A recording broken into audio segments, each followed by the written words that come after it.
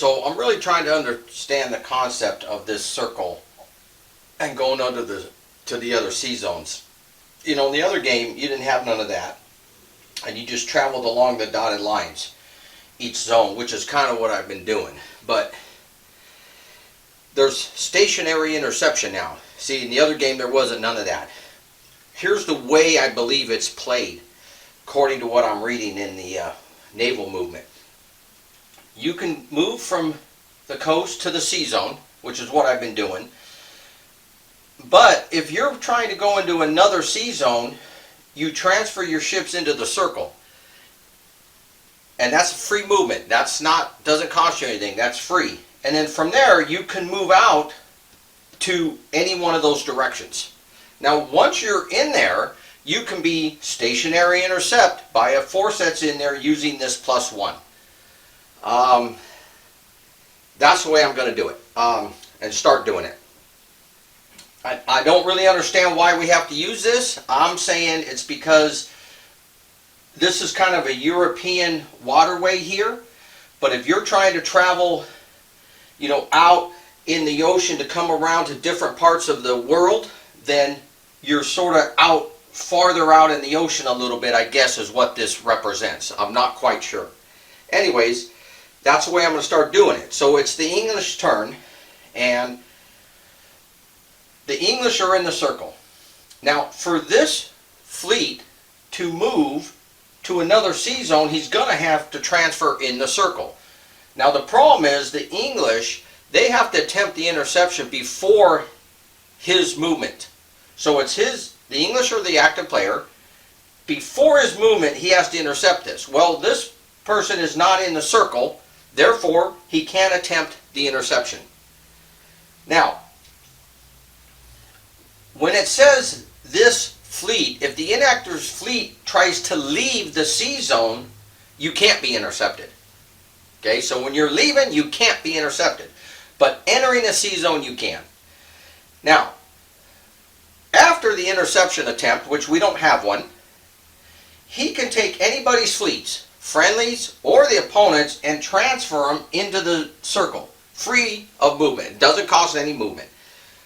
Now, once you're in there, he can attempt that stationary interception the following turn. But the deal is, once the French fleets are in the circle, when the French turn comes, he can move out of this sea zone by one of these arrows and be intercepted. Now, to me, if he attempts to move anywhere within this zone to go to a coast, he's going to be intercepted by the British. But to move out of the sea zone by one of these arrows, you can't be intercepted. So that's my idea of it. If anybody knows anything different, please feel free to correct me. So for the English, I'm going to say, look, I don't want to sit here anymore with this guy out here. I want him in the circle. I'm either going to force him to go somewhere else, and then I'll just follow him, or if he stays there, I'm going to fight him. Because the English can't wait around too long here. They're actually losing in the naval game right now. So that's what he's going to do. It's his move. He transfers the enemy ships into the circle. As far as Nelson, we didn't get hit on our attrition or nothing like that. I think I'm happy. Nelson's going to stay there. So I guess we're good with the naval phase. Now, I went ahead and did the movement for the Russians. So I didn't want to waste a leader to pick up this Russian supply unit because the leader might get captured. So I just went back. The Russians got more leaders in their force pool for the year, so they're on the board, so they're able to pick up all their men, and they're going to come back into this area. The French will just stay in this area. They'll go ahead and take care of this and make sure the Russians don't come back. But it ain't like they can do anything in Austria. Austria is conquered already, and I have to vacate the capitals, or the French do. So that's it for the Russians. You can't move the Prussians still. Can't move their units. The Spanish will be starting to do something with them here pretty soon, because we want them to fight Portugal. After they rolled the their first production phase, they had to remove 2 squadrons, 2 transports, 4 infantry, in the at war box. So I used the land production along with the naval production and bought one squadron to use it over there. You're allowed to use land production for naval builds. That leaves the English with 2 ships in the Atlantic. So here we are in the French February 1806 turn. I did all the land already. The attrition came out real good. We only lost 1 French. However, in the water, if you have ships in the water, you have to roll a dice. If you get a 6, could be a problem. Well, I rolled a 6. Then you have to pick each sea zone that has ships in it, you roll again. If you get a 5 or more, you got a problem. Well, I rolled a 5. So you look on the damage table, the attrition table on the naval damage table, there's an attrition section. Depending on how many ships you have here, will decide what happens. Well, 2 ships got damaged. So I damaged a Spanish one and a French one. So now, out of the 4 French ships, squadrons there, 3 of them are damaged. Because I would like to attack that, but I think the best move is to move them. Because I want to come over here and attack this 4-1. But I think I'm just going to bring them to port. And then I'm going to... So we'll go ahead and move these. I'm going to put them in port. And then that's it for the French move for now. Now, then I go to the attrition. We lost 1 there. I already said we lost 1 there. Then we go to the alliance, nothing there. Then production. And I'm using these markers. So I used 2 of French's production points, and it goes down to 0, and I put in these markers here for next turn. Those will be repaired, so I'm using those markers for that. You can see I'm just building up around the French area, and then I start moving. So I got a nice defensive line behind the river in case the Russians try something. We took out that 1 Russian guy, but everything's going to go this way. And then I got leaders coming back to pick up the stragglers. That's about it. What I like to do is when we're fighting for the Prussians is I put a 2 leader down here, like Messina's going to be down here, and I hold lands back like up here, just to watch the English as they try to come in. I can have a good leader dealing with them either down here or over there. So then the rest, it'll be Napoleon, De Villeneuve, and Soult fighting against the Prussians. Now, according to the rules, 3 turns after Austria was conquered, which they were conquered in January, that means April 1806, we start rolling to see if the Prussians declare war on the French, which is what happened historically. You know, as a Russian player, you can be aggressive and try to advance into the French, but if I were the French, I would just back up at least to Prague, because I'm going to take Prague. And the Russians are going to have this supply line if they want to harass the French out here. And I think the French will be pretty content with just sitting right here. As a Russian player, I wouldn't do it. So I'm just going to gather the forces. I'm going to be right there waiting for this war.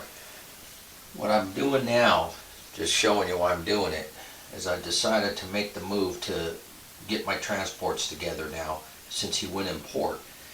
And, well, do the English want to intercept? And at me as an English player right now, no, that's not the important one yet. He has 2 transports, he can bring over 4 men. I think we can handle that. Anti-French turn, and I'll make some moves and we'll come back. Yeah. Oh, I wanted to say too, last turn I didn't mention it, but since we occupy this, and Austria has been conquered once, the Rhine Federation is now a satellite of France, and we can build troops, which last turn I did build a Rhine satellite infantry unit. Before we start the Prussian campaign, I thought I'd show you the force poles. The French are almost done there. The Prussians, they got a little bit more than the French, but they're almost done. The Austrians are packed. They can't declare war until all that is built. And then the Russians are doing pretty good. Now, what happened historically is when the Russians, they never surrendered to the French like the Austrians did. They just went back, regrouped. The French had assembled their forces down here in southern Saxony, Wittenberg area. I'm assembled a little more to the east, but they were here. And because the French were dominating the German minor states, the Prussians declared war on them. Now, of course, this is backed by English money. The English, the Prussians, the Russians, and the Swedes had actually declared war on the French, and they called it the Fourth, or we call it the Fourth Coalition. And the major battle between the French and the Prussians was at Jena, right there. And then the Prussians were pretty much defeated.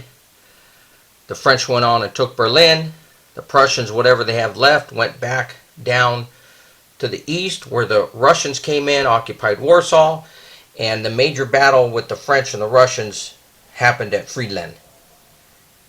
And then that's how that campaign went. Now in this game, it's pretty cool. They make you follow the historical route. Like in the old game, right now, because of the alliance table being in favor of the French have the Italian minor states, France, and Spain, and all we have here is England and Russia right now. You can actually force Russia into neutrality. You can get the Prussians pro-French. There was all kinds of things you can do, and then the French can start dealing with England or start conquering Portugal, you know, Denmark, Sweden. There was all kinds of stuff. But in this game, you can't turn these countries. Those are special rules. And they made a rule that 3 turns after Austria is conquered, which is going to be next turn, the Prussians will start a countdown.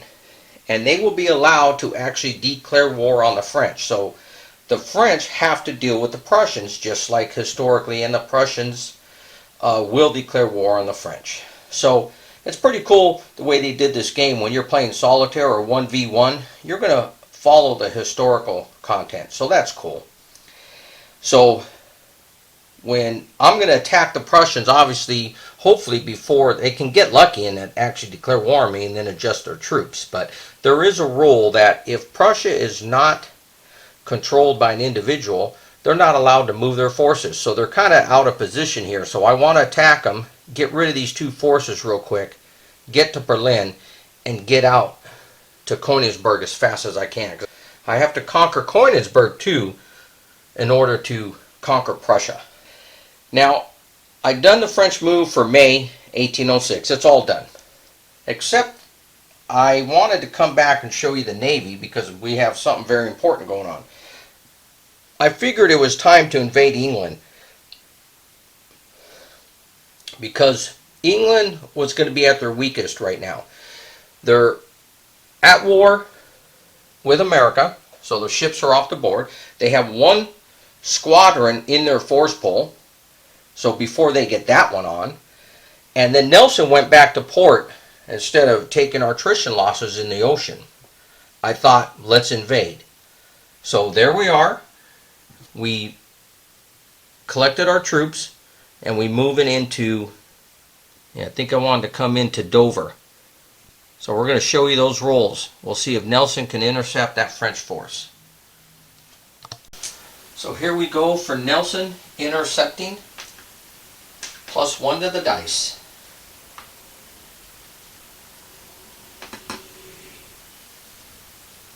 And here's the dice roll. And they intercept. We go for a battle. And it is, so it's not quite 2 to 1. We have a 3 to 2. We have morale and Nelson going to subtract 2 off the dice since Nelson is a smaller force, and here we go. And it's a 2. Subtracting 2 becomes a 0 at 3 to 2. We have larger force K, 1 naval unit sunk. So the French lose 1, and we finally have an adverse result for the French. And that table says out of 4, you got to go to the smallest force, which is 4 ships, and see what happens with damages. And it looks like 2 got damaged. And then on Nelson's force, since they have a 0, nothing happens to them. So they came out scot clean. And the French are going to go back to port after that dismal result. 2, 3, 4, 5, 6 to 4, which is still 3 to 2, and I think Nelson's going to pursue. And he misses the pursuit. So the French go back home, and they have 6 ships. Nelson can't blockade. But after that victorious showing, he's going to stay in the water again for a little bit and see what happens.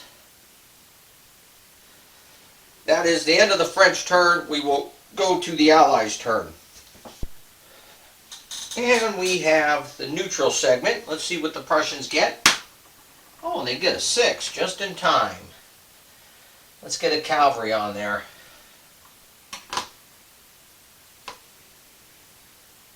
And no movement. Let's go to the Allies. Naval phase. Well, it looks like Nelson has nothing to do. I think we like being in the water. Nice victorious battle by the British. We do have 5 ships here, which we really don't need 5 there, do we? We're going to take 2. We only need 3. Actually, we only need 2. We're going to take 3 English ships from here. Well, the problem is we do have ships there. I'm going to keep 1 extra ship there. Now let's give 1 ship. We're going to move 1 English ship. We'll keep 2 extra here for this force. We're going to give Nelson an extra ship. Now as he moves into the zone, this force can actually come out and intercept before he combines. And that was a role that was not really made clear in the older roles, I believe. Either I'm getting that confused with Empire at Arms, but do you combine first then attack? But here the roles state you can intercept as they enter the zone, and they're not combined yet. So it looks like in the naval roles that if I am the active player, if the English are the active player and they move to the sea zone, the French can actually come out, attack it, probably sink it, and then the French of course stay in the zone and then deal with Nelson again next turn. But as an English player, I don't think I'd want to do that. So what I'm going to do is move Nelson into Plymouth. And then if the French want to intercept Nelson on that move, they can, which I'll decline. And then we're going to join up this ship with Nelson. So that way it's safe, not going to be attacked, and we're back in port. Naval phase is done. Now I'm going to do the rest of the attrition and production for all the coalition, and we'll be back. So we just went through the production, of course moved Russians up. The English had 5 naval strength points, so they built another squadron. So now the English have 1, 2, 3, 4, 5, 6 ships here, and so they're good to blockade that next turn. So the French might be trapped now. We'll see, because if he decides to move out, then it could be another battle. It's not going to favor him, so not going too well there. Now the Spanish did use a production point. That's why I put that marker there, and they will repair 1 Spanish fleet there, and then we're going to use the production point here. Let's see if they get a double. I'm just doing it now. No, they don't. So that means they're going to spend another production point for that other ship. Instead of writing it on a pad, I'm just using markers. And they do build one. They have nobody in their force pool. So, and that's it. The French naval. I'm not going to move anything right now. And let's go to, it'd be the attrition. Now everything's under 5. It's not winter. They're all French, so we don't get hurt with any attrition rolls. They're all French and French satellites, so we're good there. Let's do the production. And he only gets 3, so he does get 1 naval strength point. Now, and they do have a damaged ship, so we're going to go ahead and spend that. So they have no more naval. And we'll put the French here for next turn to repair that one. They do have a dead squadron, so we'll see what happens. Well, it looks like I forgot the Prussian rule. Beginning on the 3rd turn after Austria's conquer, which they were conquered in January, so it goes February, March, April. So beginning on that 3rd turn, so in April, they should have rolled the dice, 2 dice, and we're going to see right now, and if they get a 2, they will declare war on the French. And they don't. Okay, then in May, they have to get a 3. They don't. Okay, so I should have been doing that. So that's why basically the French are ready to go. If we allow the Prussians to declare war, I mean, they're going to be able to maneuver and set up their army. We actually want to attack before then. Now, I still have Napoleon in France just because I wanted him there next turn in July, because I really want that. And then I can send Napoleon out. So I'm going to go, you know, try our luck still. French is doing pretty good. And we're going to go ahead and let the Prussians have one more crack at it. So the French are all done, and we move to the July turn, and it's the Allies' turn in June. It would be a 4, and it's not. And that's what we just rolled for. That's what you just saw the roll was for. So I'm going to probably attack without Napoleon next turn, just so the Prussians can't get it, because the next roll will be a 5 or less, which is totally doable. So I'll probably do that. So as far as Nelson and the Navy goes, we can move out and we can blockade the French now. We're going to look, because I believe the blockade is possible. They have 2, 3, 4, 5. They have 6 ships. Nelson has 1, 2, 3, 4, 5, 6 ships. They're going to move out into the sea zone. They will blockade the French right there. We'll put the fort marker. They're blockaded. The French do not come out and fight. So let's roll. We'll do the production now. I'll go back to our attrition production and one more movement before we start the Prussian campaign. Okay, so I've done the French opening move here for July 1806, and you can see the French army here has surrounded the 2 groups that can't move there, so I can get the outflank attacks.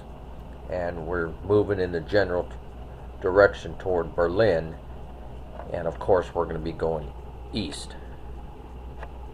Now, as far as production went, we repaired the last Spanish ship there, so we have 1, 2, 3, 4. We got 5 ships there ready to come back out. Probably go and deal with this group right here. This one we repaired 1 French ship. There's still 1 damage there. We already spent a production point, so next turn the other one will be repaired. Now, Napoleon was in Paris in July, so you get to add 3 to the dice. So we got double the production points. And then in the movement turn, I moved Napoleon off. He's right there, and he's going to get to the front. Doubling the production, I was able to use the two naval points, plus I used another land naval point, which put me at the maximum 5 production points for the table, and I was able to construct the one squadron that they lost. Now, I thought about putting it here. If I put it here, I could break this siege, I believe, because I believe he has the exact same amount, and I would sell out.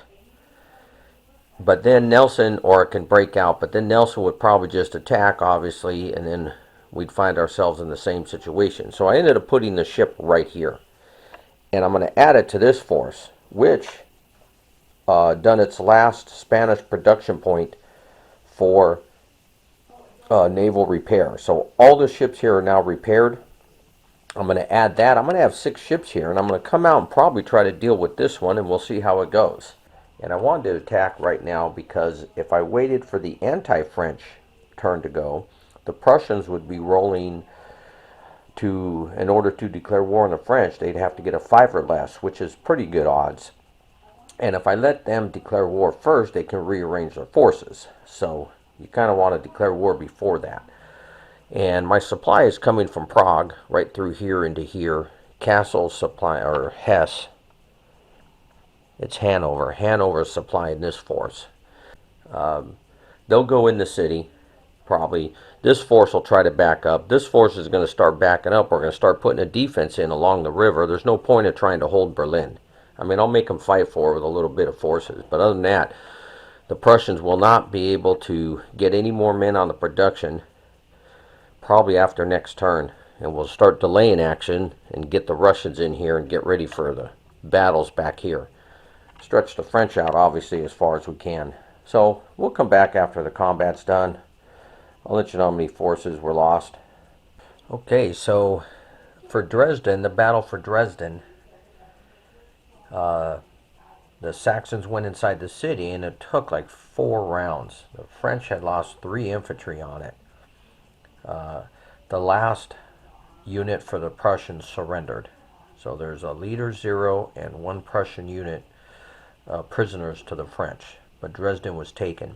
This battle went real good for the Prussians. It went 1 round. Prussians lost 1 man, and they had 1 cavalry, and so did the French, so they didn't have to lose anything on the withdrawal. And the French actually ended up losing nothing. It was a 0, whatever the roll was. But the Prussians retreated in good order. This one, we just attacked the 1 Prussian there at Hesse and at Kassel, and we lost 1 French there. But other than that, we're on the move in Prussia.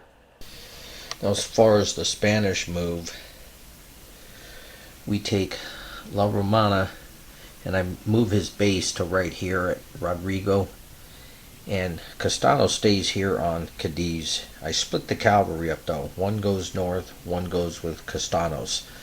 And then when we get ready to attack, we need to take the cities here. So Castanos will go here in north, and La Romana will go that way.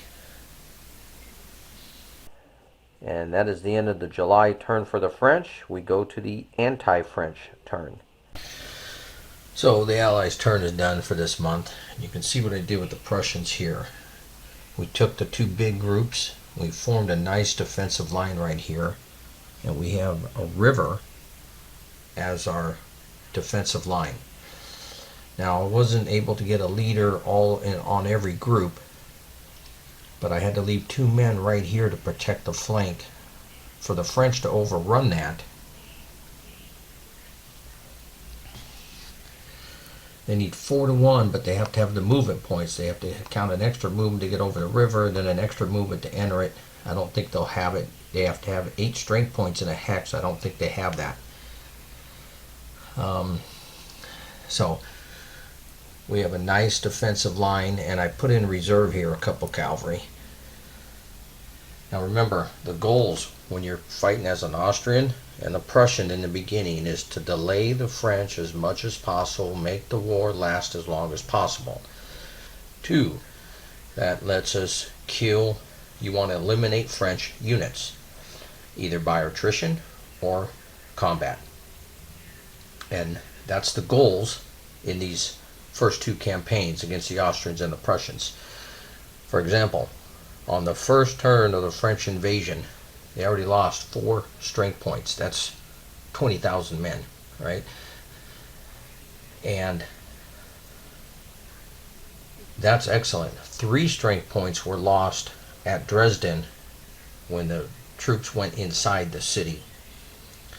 Now, there is a leader there that went inside the city and he got captured. Now, if you guys choose to, you can stay outside, fight, and just withdraw. That leader would have been alive to get another leader on that hex. So it's up to you guys. But to eliminate French troops is obviously the goal. We want to delay in action all the way back here, stretch the French lines out. It takes troops to guard the supply line, and then losing troops in battle and attrition. That's the goal. Now, aggressive players would want to set up for an attack on the French if you were the Prussians. I just don't do that. You notice I didn't do it very much with the Austrians. I don't do it very much here because I think it just benefits the French. The French usually will win most battles, and if you're allowing the French to take a hex, advance into an hex on their turn, and then when it's the Prussians' turns, you attack the French and lose, and the French gain another hex while it's the anti-French's turn, well, you're just giving them extra ground. So I usually don't do that. And you do give up the initiative to the French, but I mean, we know what he's got to do. He's got to get over here and take that. I mean, that's the bottom line. So that's how I play it. Delaying actions, strategic withdrawals.